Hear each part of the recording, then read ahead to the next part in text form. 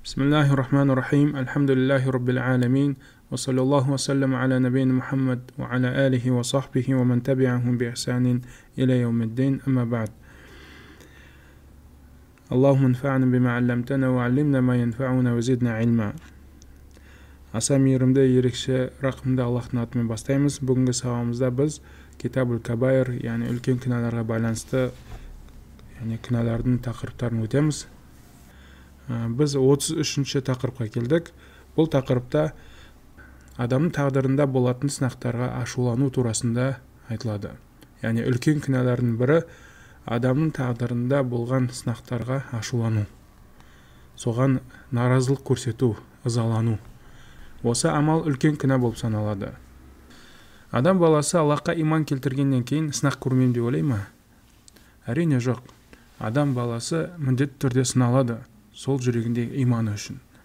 Яғни расында ол шынайы түрде Аллахқа иман келтірді ма, әлде ол сол иманын келтірдім деп өтірік айтып жүр ма, соны анықтау үшін Аллах Тағала сынайды.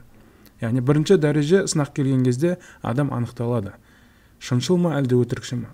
Оған дәлел Аллах Тағала Құранда айтқандай, Анкабут сүресінде: Алиф лам мим ахасибан насу ай ютраку ай яқулу аманна ва хум ла юфтанун ва лақад фатанна аллазина мин qablihim фалая'ламанна Аллаху аллазина садақу ва лая'ламанна аль-кадибин. Аллах Тағала бұл аятта былай деп айтады: Алиф лам мим, яғни белгілі бір әріптермен Аллах Тағала бастады. Кейін келесі аятта Аллах Тағала адамдар иман келтірдік деп айтқаннан кейін олар тасталып қояды деп ойлай ма дейді. Яғни ешқандай сынақ көрмей олар тасталып қояды деп ойлай ма дейді. Жоқ, әрине жоқ, олай емес. Аллах Тағала сендерден бұрынғы қауымдарды иман келтіргеннен кейін оларға сынақ жіберді. Не үшін? Не мақсатта Аллах Тағала құлдарын сынайды? Аллах Тағала шыншыл құлдарын білу үшін, ажырату үшін, өтірікші құлдардан. Аллах Тағала осы сынақтарды жіберу арқылы шыншыл құлдарын біледі. Және осы сынақ арқылы өтірікшілерді де біледі. Яғни бұл жерде біз не түсінеміз? Яғни осы сынақтың жіберу мақсаты құлдардың ішінде шынайы Аллахқа иман келтірдік деп айтқан құлдарын ажырату, сондай өтірікші құлдардан. Яғни өтірікшілерді шыншылдардан ажырату үшін Аллах Тағала осындай сынақ жібереді. Ол бірінші сынақтың дәрежесі. Адам осы сынақ келумен ол анықталады кім екені, шыншыл ма, әлде өтірікші ма. Ал егер де құлы бұл сынақтан өткеннен кейін шыншылдығы анықталатын болса, Аллах Тағала оған сол сынақ арқылы күнәларын кешіреді. Пайғамбар саллаллаху алейхи хадисінде келгендей, Аллахтың құлы қандай бір уайым, қайғы, қандай бір сынақтарға тап болмасын, тіпті аяғына кірген тікенек, шөңге болсын, ол нәрсе ол үшін кешірім болады дейді. Яғни қараңыздар, сынақ келген кезде ол Аллахтың дінінде шыншыл екендігі, шынайы иман келтіргені анықталғаннан кейін Аллах Тағала оны нығметке бөледі, оның күнәларын кешіреді, осы сынақтарды жіберу арқылы. Және келесі осы сынақтың дәрежесі, Аллах Тағала осы сынақ арқылы, осы сынаққа сабыр ету арқылы, қиыншылықтарға, уайым қайғыларға сабыр ету арқылы ол құлының жәннаттағы дәрежесін көтереді. Яғни әрбір адам қандай бір қиыншылық келмесін, сол қиыншылыққа сабыр ететін болса, және иманында шыншыл болатын болса, Аллах Тағала оның күнәларын кешіреді және жәннаттағы дәрежесін көтереді. Пайғамбар саллаллаху алейхи хадисіне келгендей, Аллах Тағала құлын жәннатта бір орынға бекітіп қояды. Яғни сондай бір үлкен дәрежеге бекітіп қояды. Бірақ та құлы өзін амалмен ол дәрежеге жетпейді. Аллах Тағала сол дәрежеге жеткізу үшін құлына дүниеде сынақ жібереді. Оның мал-мүлігі арқылы, денсаулығы арқылы, бала-шағасы арқылы оны сынайды. Яғни сынақтар жібереді. Сол сынақтар келген кезде ол шынайы Аллахқа иманды болып, сол сынақтарға Аллах үшін сабыр етсе, Аллах Тағала оның жәннаттағы дәрежесін көтереді. Сол сабырлығы арқылы оның дәрежесі көтеріледі және жәннаттағы бекітілген орынға ие болады. Осылай Аллах Тағала құлын сынайды. Яғни бірінші біз бұл жерде нені түсіну керекпіз? Сынақ деген нәрсені түсіну керек. Адам өмірінде сынақ болады, қиыншылық болады. Яғни бұл қиыншылық, сынақтар не үшін жібереді Аллах Тағала? Имтихан ретінде. Сен шыншылсың ба, әлде өтірікшісің ба? Сен шынайы мұсылмансың ба, әлде өтірік мұсылман болып жүрсің ба? Соны анықтау үшін Аллах Тағала сынайды. Расында Аллах Тағала біледі құлын шыншыл өтірікші екенін. Бірақ та Аллах Тағаланың бұл сынақтарын жіберу мақсатының бірі ол яғни шыншыл иман келтірген құлдарын өтірікшілерден ажырату үшін, сондай мұнафиқтерден, фасиқтардан, сондай әлсіз зиян келетін адамдардан алыстату үшін шынайы мұсылмандарды осылай өзіне жақындатады. Шынайы иман келтірген мұсылмандарды өзіне жақындатады. Ал өтірікшілерді өзінің сүйікті құлдарынан алыстатады. Осы сынақ арқылы. Аллах Тағала барлық мұсылмандарды өз мейіріміне бөлесін. Және қандай бір сынақ келсе, Аллах Тағала мейіріміне бөлеп, сол сынақтардан жеңіл өткізуі нәсіп етсін. Ал енді бүгінгі сабағымызда біз үлкен күнәлардың бірін өтеміз. Ол адам баласына, яғни иман келтірген құлға сынақ келген кезде, қиыншылықтар келген кезде, ол сол тағдырына жазылған Аллахтың үкіміне наразылық білдірсе, ашуланатын болса, қарсы сөздер айтатын болса, онда ол үлкен күнәға түсті деп айтамыз. Сондай Аллах Тағала риза болмайтын үлкен күнәға түсті деп айтамыз. Сондықтан да әрбір иман келтірген жан білу керек. Әрбір оның тағдырында болған нәрсенің бәрі ол Аллах Тағаланың мейірімен болған нәрсе, Аллах Тағаланың әділдігімен болған нәрсе. Аллах Тағала құлына ешқашанда жамандық қаламайды. Керісінше Аллахтың құлында болатын жамандықтың бәрі ол өзінің күнәларының кесірінен болады. Аллах Тағала сол күнәларын тазарту үшін оған осындай сынақтар жібереді. Кейін автор осы тақырыпқа байланысты Аллах Тағаланың сөзін алып келеді. Аллах Тағала былай деп айтады: «Ма асаба мин мусибатин илля биизниллах, ва ман юъмин биллахи яхди қалбах, валлаху бикулли шейин алим». Яғни бұл аяттың мағынасында Аллах Тағала былай деп айтады: Аллахтың құлына қандай бір сынақ келмесін, яғни оның дин саулығына байланысты, оның мал-мүлігіне байланысты, немесе оның бала-шағасына байланысты қандай бір сынақ келмесін, ол сынақтың бәрі Аллахтың үкімімен, шешімімен болған сынақ. Және Аллах Тағала оның тағдырына бекітілген сынақ. Және кімде-кім Аллахқа иман келтірген күйде осы сынақтарды қабылдайтын болса, яғни Аллах Тағала мен тағдырыма бекітті, Аллах Тағала үкім шығарды, осындай сынақ болу керек екен деп қабылдайтын болса, және соған риза болатын болса, Аллах Тағала сол құлының жүрегін тура жолға салады. Яғни тура жолға салады дегеніміз, Аллах Тағаланың бұйрығын қабылдайды ол, және риза болады. Бұл менің Раббымның шешімі, бұл менің Раббымның тағдырыма жазғаны. Мен ризамын деп Аллах Тағаланың шешімін қабылдап, Аллах Тағала риза болады. Аяттың соңында айтады: Аллах Тағала барлық нәрсені білуші. Яғни еш нәрсе жоқ Аллахтың алдында жасырын болып қалатын. Расында әрбір адамға сынақ келген кезде, яғни иман келтірген адамға, мұсылманмын деп жүрген адамға сынақ келген кезде, оның осы сынаққа сабыр етуі ол уәжіп, міндетті түрде ол сабыр ету керек.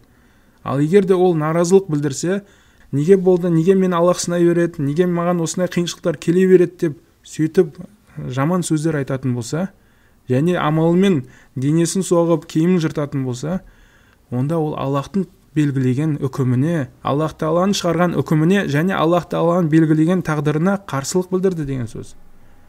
Ал Аллахтың үкіміне және Аллах Тағаланың тағдырына қарсы келу ол иманның әлсіздігінің белгісі. Тіпті біреулер иман келтірмеуі мүмкін. Ондай болса діннен шығады ол. Ал егер де ол сол тағдырда болған нәрсені біледі Аллахтан екен, бірақ қарсы келіп, қарсы сөздер айтып, наразылық білдіретін болса, онда ол үлкен күнә жасаған болады. Әрбір адамға сынақ келген кезде ол асықпау керек, ойлану керек. Бұл сынақ кімнен келді біріншіден?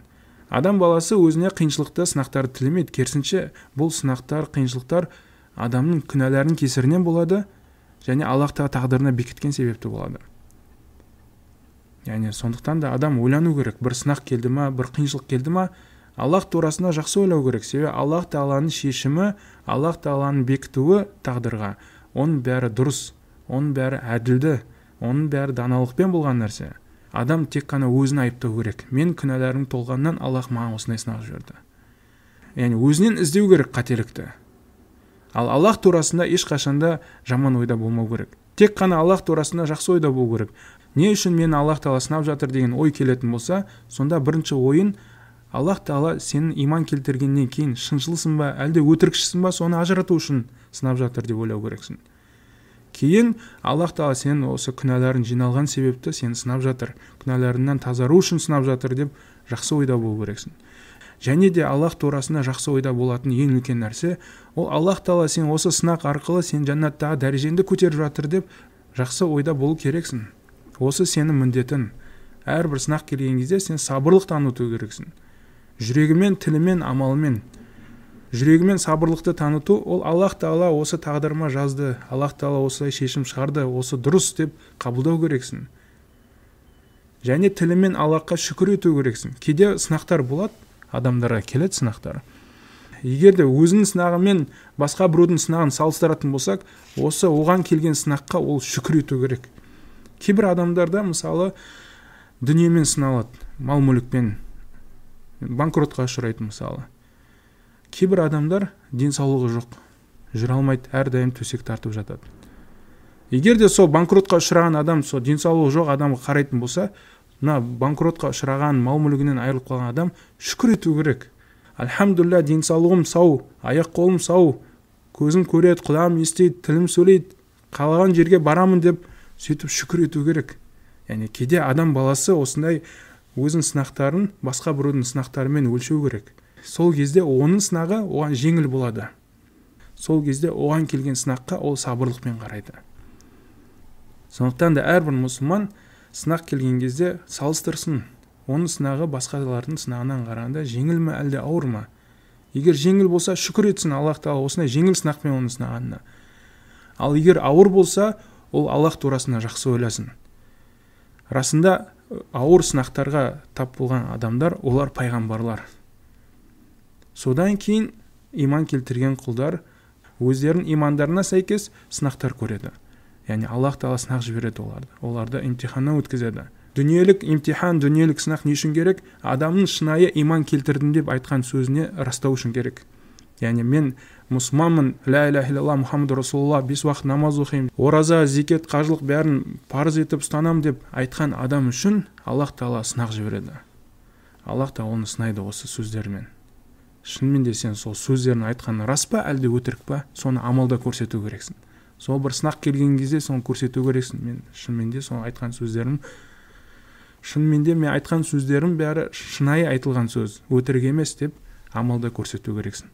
Осы сынақтар арқылы. Расында сынақтарға қарайтын болсақ, ең жаман сынақ ол адамның дінімен сыналуы. Яғни Аллахтың елшісі пайғамбар саллаллаху алейхи ва саллям айтқандай: "Аллахумма ла таджал мусибатана фи динина". Осындай пайғамбар саллаллаху алейхи ва саллям дұғасы бар. Я Раббым, біздің сынағымызды дінімізде қылмашы деп сұрайтын болған. Яғни дінімізбен бізді сынамашы, Раббым деп Аллахтан жалбарынып дұға тілейтін болған пайғамбар саллаллаху алейхи ва саллям. Не себепті? Себебі адамның дінімен сыналуы ол өте ауыр нәрсе. Егер адам дінмен сыналатын болса, ол адасушылардан болады, бидағат иелерінен болады. Егер адам дінмен сыналатын болса, ол фасиқтардан болады. Егер адам дінімен сыналатын болса, ол мұртат болып кетуі мүмкін, діннен шығып кетуі мүмкін. Сондықтан да Аллахтан әрдайым дұға тілеңдер бауырлар. Я Раббым, менің сынағымды дінімде қылмашы деп сұраңдар. Адамның діні сау болып, дінінде ешқандай сынақ болмаса, ол басқа сынақтардың барлығынан жеңіл өтеді. Мал-мүлікпен болатын сынақ, денсаулықпен, бала-шағамен болатын сынақ оған жеңіл болады. Себебі оның жүрегінде дін бар. Оның тілінде, оның амалында дін бар, шынайы дін ұстанады. Яғни дінінде онда ешқандай бір қиыншылықтар жоқ. Оған дін жеңіл болса, онда дүниелік қиыншылықтар оған өте жеңіл болады. Ал басқа адамдарды байқаймыз, олардың дүниелік жағдайларында ешқандай сынақ жоқ, бірақ дінінде сынақ бар. Аллах Тағала оларды дінімен сынап жатыр. Олар Аллах Тағаланың бұйрықтары келген кезде немқұрайлы қарайды, орындамайды. Аллах Тағаланың тыйым салған нәрселері келген кезде мән бермейді. Яғни жеңіл қарайды, Аллах та кешіріп жібереді ғой деп. Сөйтіп олар фасықтың фасықтары болып, адасқанның адасқандары болып, Аллахтың дінінен әлсіреп кеткендер. Аллахтың дінін, яғни тура жолдан тайып кеткендер. Олар алыс адасуға түскендер. Далалан баида дейді Аллах Тағала. Сондай қайтып тура жолға түсу оларға қиын. Егер дінмен сыналатын болса. Олар кімдер? Олар дінмен сыналған адамдар. Сондықтан да әрдайым Аллахтан дұға тілеңдер бауырлар. Аллах Тағала біздің сынағымызды дінімізде қылмасын. Себебі дінде болатын сынақ өте ауыр сынақ. Кейін осы аяттың мағынасында Алқамат ибн Қайс ан-Нахаи былай деп айтады, рахимахулла. Яғни бұл аятта сондай ер адам турасында айтып жатыр. Оған Аллах Тағала сынақ жіберді дейді. Сол сынақ келген кезде ол адам білді бұл Аллахтың маған жіберілген сынағы екен, және соған риза болды, және соны қабылдады дейді. Яғни оған келген сынақты ол қабылдады және риза болды. Бұл Аллах Тағаланың оның тағдырына жазғаны және Аллах Тағаланың үкімі деп. Яғни осылай тәфсирші ғалым осы аяттың мағынасын осылай баяндап түсіндірген. Келесі хадисіміз осы тақырыпқа байланысты, ол Анас радиаллаху анхудан келген хадис. Пайғамбарымыз саллаллаху алейхи уассалам былай деп айтқан: «Инна Аллаха иза ахабба қауман ибталахум, фаман радия фалаху рида, ва ман сахита фа алейхи сухт». Раваху Тирмизи ва хассана. Бұл хадистің мағынасында Аллахтың елшісі былай деп айтқан: расында Аллах Тағала бір қауымды жақсы көрсе, ол қауымға сынақ жібереді дейді. Ол қауымды сынайды, сынақ жібереді. Егер де сол қауым сол Аллахтың келген сынағына риза болса, Аллах Тағала оларға риза болады. Ал егер де олар сол келген сынаққа ашуланатын болса, наразылық білдіретін болса, Аллах Тағала оларға ашуланады. Яғни оларға Аллахтың ашуы түседі. Аллах Тағала тағдырларына бекіткен, үкім шығарған сынаққа олар қарсылық білдірген үшін, наразылық білдіріп, қарсы сөздер айтқан үшін, қарсы амалдар жасаған үшін Аллах Тағаланың ашуы түседі оларға. Міне осы хадистің мағынасы. Яғни бұл хадисті имам Тирмизи риуаят етеді, және бұл хадисті хасан деген. Яғни бұл жерде не түсінеміз? Бұл жерде бірінші біз түсінетініміз, Аллах Тағала құлдарын жақсы көреді. Яғни Аллах Тағалада жақсы көру деген сипат бар, және жек көру деген сипат бар. Аллах Тағалада риза болу деген сипат бар, және Аллах Тағалада ашулану деген сипат бар. Яғни Аллах Тағала жақсы көреді, жек көреді, риза болады және ашуланады. Сондай Аллах Тағала өзіне тән болған сипаттармен. Яғни бұл айтылған сипаттар Аллахқа тән болған сипаттар. Жаратылыстарға мүлдем ұқсамайды. Аллах Тағала пәк, ұлы. Аллах Тағала аятта айтқандай: «Лейса камислихи шей ва хуа самиул басир». Аллах Тағалаға ешқандай мысал жоқ, ешқандай ұқсас нәрсе жоқ. Еш нәрсе Аллахқа тең болмайды, ұқсас болмайды, мысал болмайды. Аллах Тағала ас-сами' аль-басир, естуші және көруші. Яғни оның естуінде, оның көруінде ешкім оған ұқсамайды. Дәл естуімен көруінде ешкім ұқсамаған болса, және басқа сифаттарында да ешкім оған ұқсамайды. Аллах Тағала ұлы, пәк. Яғни бұл хадистің мағынасында Аллахтың елшісі бізге түсіндіріп жатыр. Егер де Аллах Тағала бір қауымды жақсы көрсе, Аллах Тағала ол қауымға сынақ жібереді. Ол қауым сондай бір қиыншылықтардан өтеді. Сол сынаққа сабыр етсе, сол сынаққа риза болса, Аллахтан келген сынақ. Бұл сынақ Аллахтың үкімі, сондай біздің тағдырымызға жазылған. Сөйтіп Аллахтың үкіміне риза болатын болса, Аллах Тағала оларға риза болады. Ал егер де сол сынақ келген кезде Аллахтың үкіміне, Аллах Тағала тағдырларына жазғанына наразылық білдіретін болса, ашуланатын болса, жүректерімен, тілдерімен, амалдарымен көрсететін болса, сол наразылықтарын, ашуланғандарын, онда Аллах Тағала оларға ашуланады. Аллах Тағаланың оларға деген жазасы, ол Аллахтың оларға деген ашуы. Аллах Тағала бір қауымға ашуланатын болса, Аллах Тағала дүниеде оларға жаза жібереді. Және ахиреттің жазасы оларға өте ауыр болады. Ахиреттегі жазаларын көбейту үшін олардың дүниедегі күнәларын көбейтіп қояды. Яғни олар ойлайды, істеп жатқан істерін жақсы деп. Сөйтіп олар сол күнәларын көбейтіп, дүниеде бақытсыз болып, және ахиретте бақытсыз болады. Ал Аллах Тағаланы жақсы көретін құлдары олар керісінше, олар дүниеде болатын қиыншылық сынақтарға сабыр етеді. Сынақ келген кезде сабыр ету ол важип, әрбір мұсылманның міндеті. Ал сынақ келген кезде сабыр етіп, одан кейін сол сынаққа риза болу ол мустахаб амал. Сынаққа сабыр еткеннен кейін риза болу ол үлкен, яғни иманды адамның, иман келтірген адамның амалы. Яғни оңай емес, адамдар сабыр етер, бірақ та риза болу екінің бірінің қолынан келмейді. Сондықтан да адам баласы сақ болу керек. Егер ол риза бола алмаса, ол ашуланбау керек.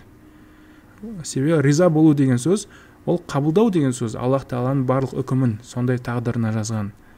Қандай бір сынақ келсе, денсаулықпен, аурумен, немесе бала-шаған аурумен, бала-шаған өліммен, немесе мал-мүлікпен, қандай бір сынақ жіберсін, Аллах Тағала сол нәрсені қабылдау, ол Аллахтың үкіміне риза болу деген сөз. Ал егер де сол нәрселерді қабылдамайтын болса, ашуланатын болса, неге маған Аллах бермейді, неге Аллах Тағала мен баламды алып кетті, неге Аллах Тағала маған ауру бала берді, неге Аллах Тағала мені ауру қылды деп сөйтіп шағымданатын болса, наразылығын білдіретін болса Аллах тағаланың жазған тағдырына, онда ол адам үлкен күнә жасаған болып саналады. Себебі Аллах тағала не деді? Тағдырға наразылық білдіріп ашуланған адамға Аллах тағала ашуланады деді. Ал Аллах тағала егер бір амалға ашуланады десе, онда ол амал үлкен күнә болып саналады. Сондықтан да бауырлар, бұл жерден алынатын бізге үлкен пайда. Егер де саған Аллах тағала сынақ жіберген болса, сен сабыр ету керексің, риза болу керексің. Сонда ғана сен Аллахтың ризалығына жетесің. Ашуланып, наразылық білдіретін болсаң, үлкен күнәға ие боласың. Яғни күнәларың көбейеді, үлкен күнә көбейеді, жай күнә емес. Себебі тағдырға жазғанға наразылық білдіру, ашулану үлкен күнәлардан.